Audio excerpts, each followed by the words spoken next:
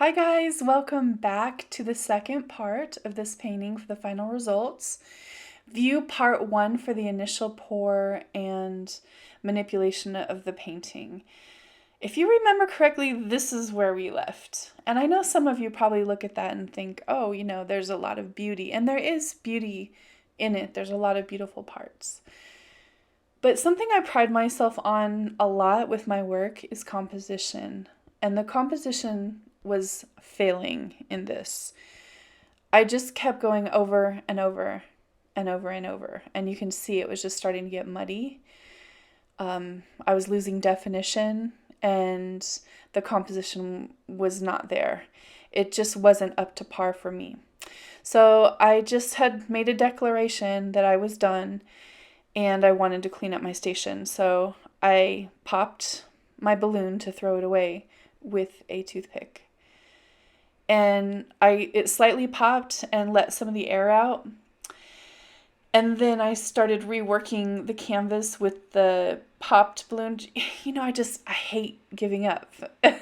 It's just intrinsic. I'm just a fighter and I do not want to give up. So I just kept going with the half deflated balloon. And the funny and surprising part of that is I noticed that I had way more control over the kind of patterns it was creating because the surface tension wasn't as great.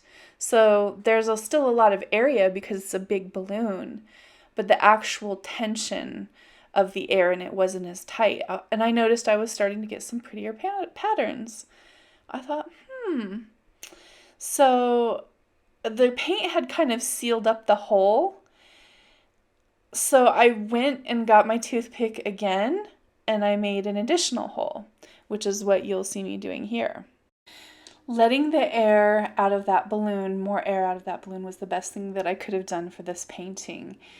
And so just at the point where I was going to totally give up, I turned this painting around. So all I can say is sometimes it's worth it to keep going. And I know that sounds like my motto, but honestly, for me, in this situation, I absolutely adore and love this painting. And sometimes you just got to keep going. So thank you so much for your continued support through my PayPal link in my description box. I'm not a big channel, so it really helps me continue making these art videos for you.